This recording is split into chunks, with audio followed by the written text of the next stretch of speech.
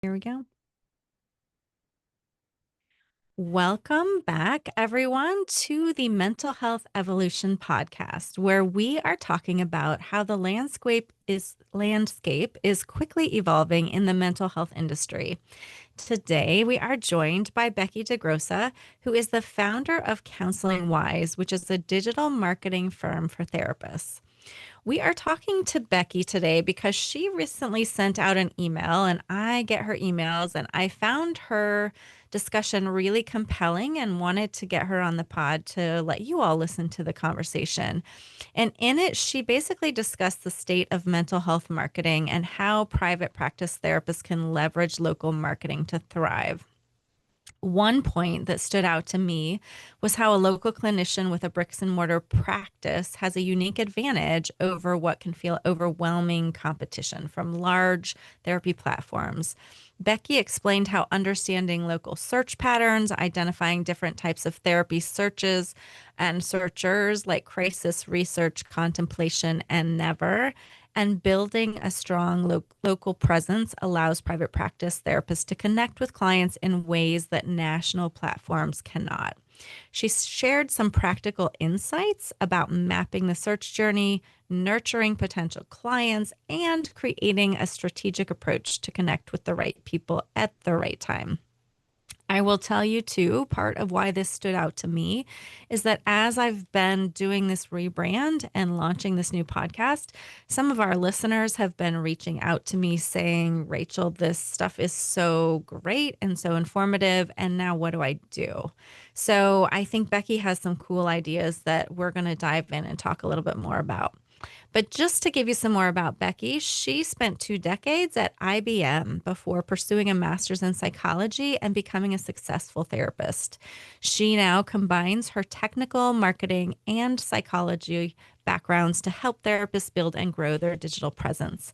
Becky loves learning new things, calling herself a process nerd. I totally love that. And brings a mindset of experimentation and openness to both therapy and marketing. I'm excited for this discussion. And as you know, before we dig into the conversation with Becky, I just want to share a couple of relevant articles, kind of a what's in the news related to our topic today. And I hope that these are helpful for listeners to kind of understand a baseline of where this conversation comes from and give you some research resources if you want to look into things afterwards. So this first article is from Mental Health Match, and it's called, Is This the End of the Private Practice Therapist? This article talks through some of the changes on the business side of things, citing things such as the race to acquire market share in the VC, meaning venture capitalist backed tech health space. It also mentioned tech companies who offer mental health care are often asking therapists to ignore ethical and legal requirements in the field, such as limiting the number of words allowed to respond in text therapy, which I would add in and of itself is an ethical violation to some, and also hiring coaches to provide care instead of therapists. This article also talked about MSOs that are looking for the market share. And we've talked about that in some of our previous episodes. Check out Jeremy's episode for more on that. It talked about new clients going to tech companies or MSOs due to their high marketing budgets, but also maybe not staying too long with those therapists. It talked about the lack of building the right fit and relationship to support effective therapy. And ultimately, this article states that this is a whole new market, kind of thinking about everything has changed and how solo and group practitioners will have more challenges to acquire clients. So that's kind of a baseline for that initial article. The second one, with kind of a different take, is called The Marketing Formula That's Fueling Small Business Success. And this was from Entrepreneur Magazine. And it is looking at small businesses and talking about a formula that is the great equalizer. And that is combining local marketing with AI. And I know Becky has a lot of opinions on this. So we'll just give the overview here. But this article had an interesting angle stating that in the past, big corporations and big companies have a huge advantage because they have a marketing budget. And the little guys, the small group practices, the individual solo practice owners had a harder time competing in that marketing space. And what this article is saying is that AI and leveraging that plus the local marketing is a great equalizer, allowing the smaller fish to also have some great marketing reach. So that's kind of the background there. And now we get to dive into the conversation. So, as you know, we let this conversation go wherever it goes. But I'd like to start out with just some broad stroke conversations about marketing, specifically in the mental health space, since that's what you do, Becky. Um, I know you talk about local therapy markets as eco living ecosystems. So maybe first, what's your general like bird's eye view on marketing for the mental health industry? And then we'll get into these living ecosystems a little bit. Okay, yeah, sure. So what I see is that, well, what I've lived, I guess, for the last 17 years in this space is that it's always changing. So that's Mm, nothing new. It's always changing, right? And of course, I started out just like everybody else. I got out of grad school and I thought, oh, great, I have this tech background. This is going to be a piece of cake. And I yeah. put up a website that I thought was beautiful and nothing Mhm. happened. And so then I was like, Mm, oh, that's a little, humbling.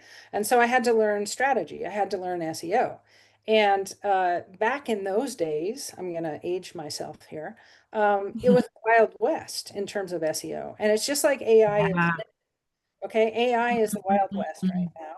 SEO used to be that. And so there were all sorts of silly things. It was, you could do keyword stuffing, you could do all this crazy stuff, and you got away with it. I mean, I was able to rank people in like 2 days, top of Google, with some of the things. And then, that stuff got shut down, right? The Yeah. Wild Hang on. I'm going to West. pause you just a second. Can you define SEO for people that are like, I've heard that, but I don't know exactly what you're talking about? Very, very good, very good. It's search engine optimization. And so it's basically getting your website optimized so that it'll show up in Google searches. Google owns like 85% of the market. So other Mhm. search engines as well, being, whatever, but mainly Google. Okay, that's what Yeah. search engine optimization. And that's what it's historically meant. But to bring that forward, the new Mm, term that I like is search everywhere optimization, because mm, now we do have AI and we do have, Instagram is indexing posts for local businesses. You have Pinterest, you have all these other things. So there's a bunch of different platforms now that might be relevant. You don't want to mm. waste time with those that aren't relevant, but you want to keep an eye on, is what I'm doing going to help me show up in all these different places that matter to my market? Okay, so that's the new term we prefer, is search everywhere optimization. Um, but anyway, it was the Wild West back then, and then things got changed. There was Mhm. the Panda update in 2011, and then the Penguin update in 2012, and then the Hummingbird update in 2013. And each one of these was basically shutting down all these gimmicky little things that used to work, much to my chagrin. At one point I was making 300 or $3,000 from a site, myself, just on ads. And then all of these little things get shut down. So it's always been that easy doesn't last. Okay. That's Mm, finally what and that's, I mean, Psych Today, perfect example. Easy doesn't last, right? That used to be so easy. 29 so bucks a month, you would get calls. And now most of the traffic that goes out of the Psych Today directory goes to those companies. It doesn't, mm, well, the mm. majority goes to those companies, those VC-backed companies. And so they've Okay. taken over Psych Today, and so easy doesn't last. It never has lasted. It's a fun ride for 5 minutes. It is really fun. That's what got me into it, right? It was really fun. But dang, it doesn't last. And so Yeah. it's this sad story of, darn, you have to do some work, right? You have to treat your practice like a business, and you have to provide quality content and a good user experience for someone searching. And you should really go after what's in market demand.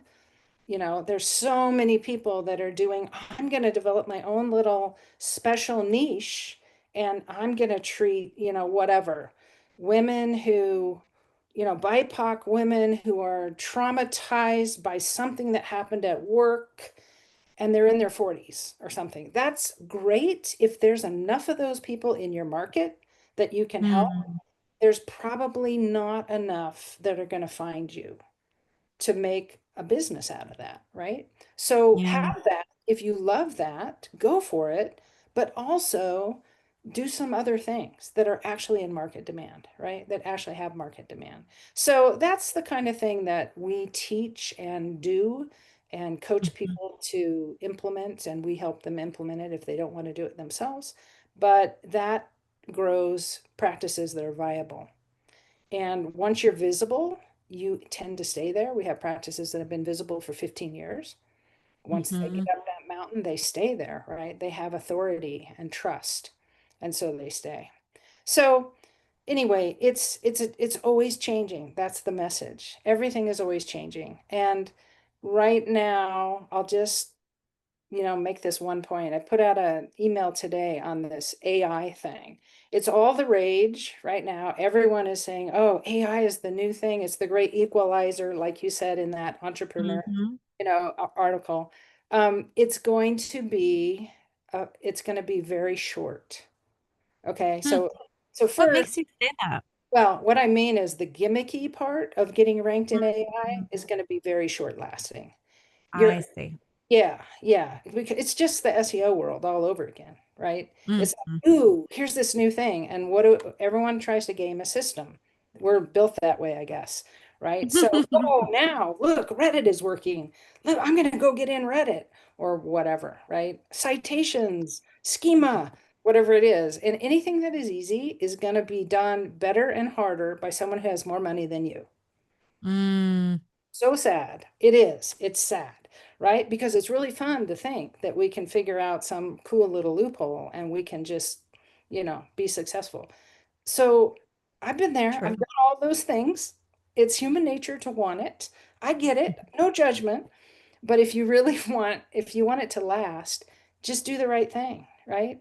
Put up pages that talk about anxiety and depression and that you get it and you know what it's like. And there's hope that therapy can help. And I've done this, but I mean, come across as a professional who's helped people, right? And give Mhm. them really good content. I mean, have blogs on how to get to sleep at night if you're highly anxious, all the things, right? And then you'll just go up. You'll not only rank in Google, but you'll also rank in AI, and you'll also have practice at the end of the day. Hmm. Yeah. Yeah, so that was going to be my comment for you, or my question really, is if AI is and the marketing side. And we've talked about AI on this pod a lot, so I just want to clarify that Becky is talking about literally like ranking in Yeah. AI and coming up in AI searches that people are doing and things like that as a marketing approach. Um, but so if we are competing, I do think one thing that has changed in our field, you're right, change is constant in this marketing realm, but in the mental health industry, I don't know that we've had this many venture-backed companies, either tech companies providing platforms or MSOs. And I don't think we've had the level that we have, or literally AI being a therapist, right? So we have all these different players that are putting marketing money into them acquiring market space, them acquiring clients. So, how do you recommend people even just start to think about? I'm sure everybody's situation is different. I'm not asking for like a marketing plan, but what are some buckets to think about to compete with that level of marketing? Yeah. So the first thing is, and this is not all the VC companies, but most of them, the BetterHelps, the Talkspace, I mean, a lot of them are online, right? Yeah. And so they're blasting traditional marketing venues like magazines, newspapers, radio, TV, Podcast. Podcasts, exactly. Hmm. They have Oprah talking for them, putting in a pitch or whoever. And so they're trying to get these like new to therapy or crisis clients to Hmm. say, oh, this is really easy. All I have to do is sit in my house and I could text somebody and do therapy that way or whatever. So they're trying to reach an audience that the traditional practice has never tried to reach. Okay. Hmm.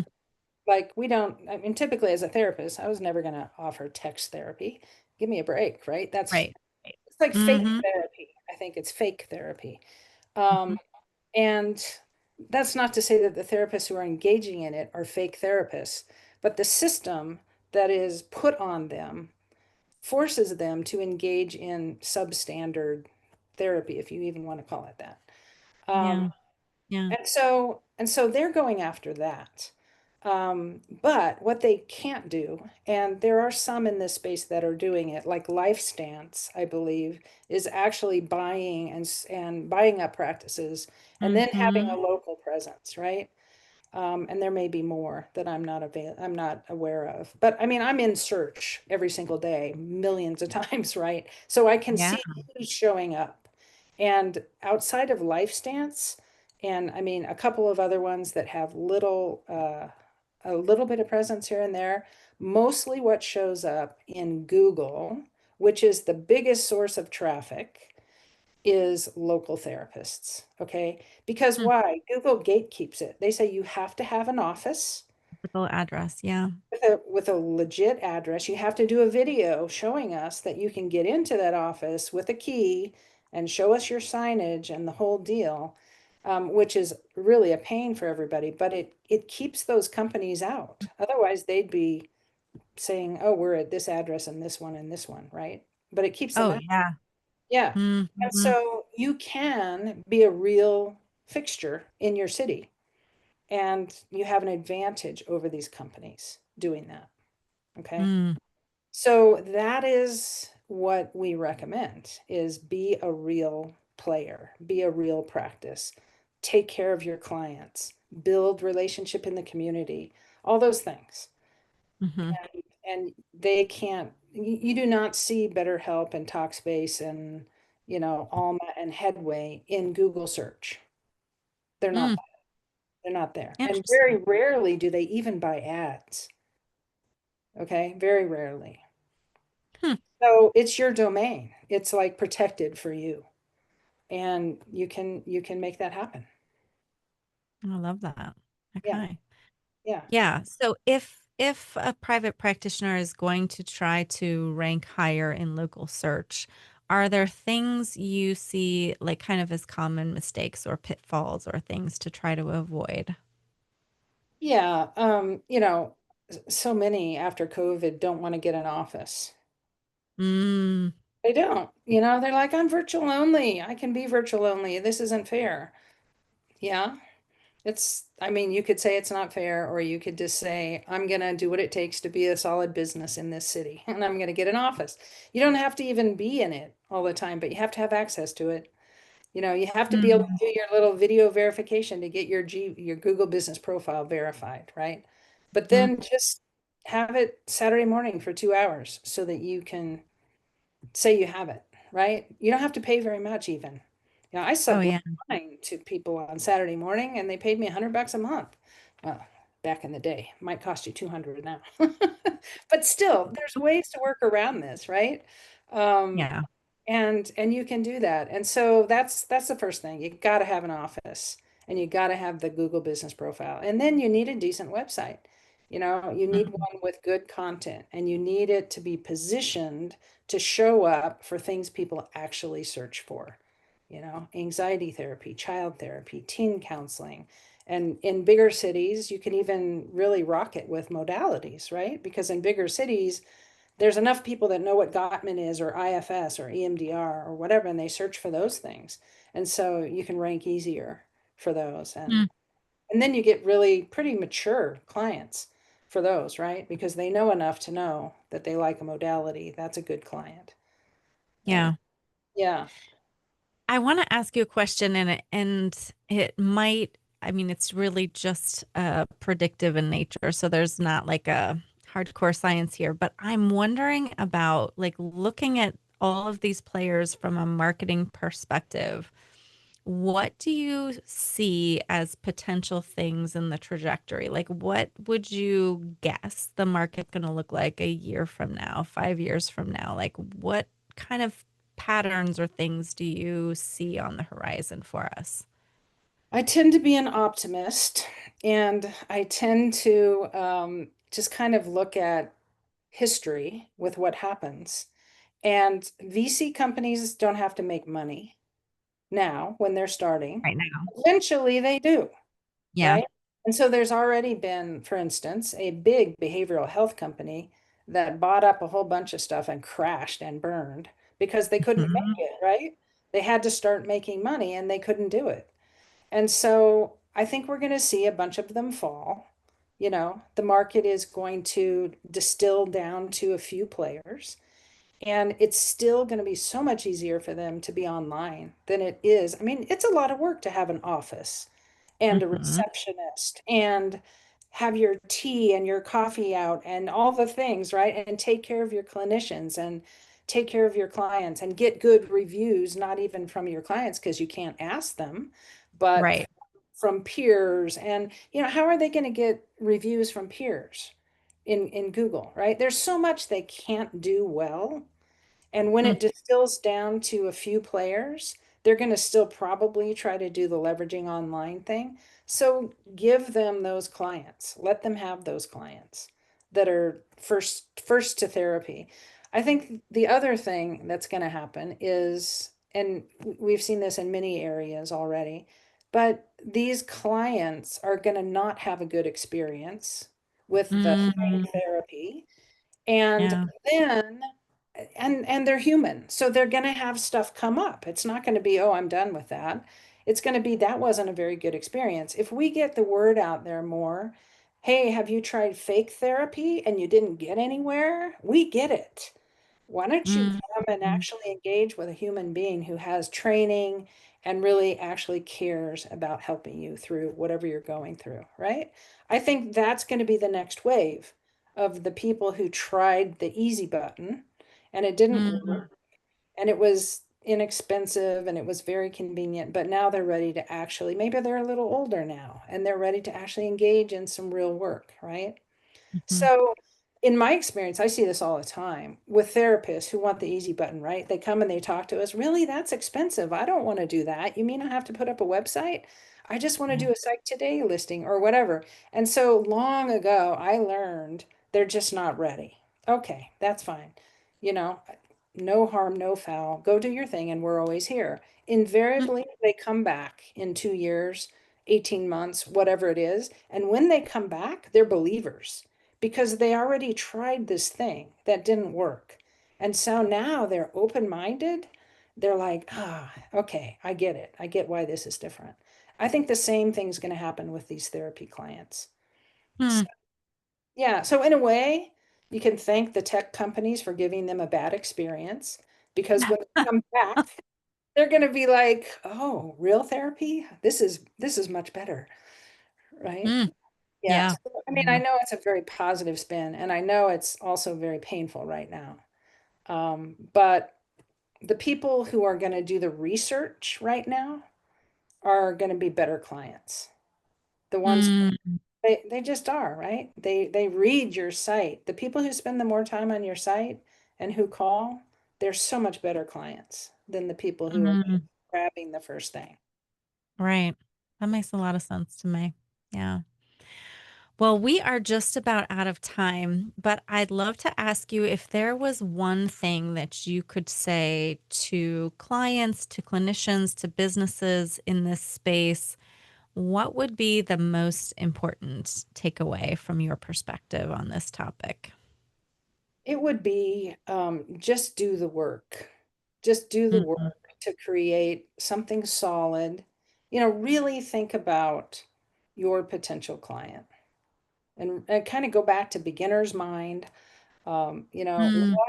Imagine a panic attack you ever had, or high anxiety you ever had, or depression, or anything, and just really think about what they want to hear at that point that's going to help them and do the work to provide it and do the work to do it strategically so you're visible, right? You have to be Yeah. visible. Um, and once you do that work, I don't think you're going to look back because it's going to serve you for years to come. And if you're not ready to do it, then, that's okay. Throw more things against the wall, Mhm. and see if they work. It's just, I get it. I've always wanted the easy button myself, but Mhm. it just, don't stay there spinning around for too long. Eventually, just do the work, there's still plenty of opportunity. We have clients opening offices left and right, and Yeah. so it's still totally possible. You have a lot of offices. Mhm. Mhm. Yeah, Yeah. Yeah. And I love that. Do the work from a client consumer perspective too, right? Do the research, find your good match. There are really great brick and mortar relationship based therapists out there to definitely connect with. Yeah. yeah, yeah, Amazing. Well, we will have all of Becky's information in the show notes if you are interested in connecting more with her after this podcast episode. And I just have to thank you. I really appreciate your perspective. I appreciate the way that you're thinking about things. And thank you for helping people in this industry to be more visible. That's a pretty cool mission. It's yeah. great to have you. Thanks. Appreciate you.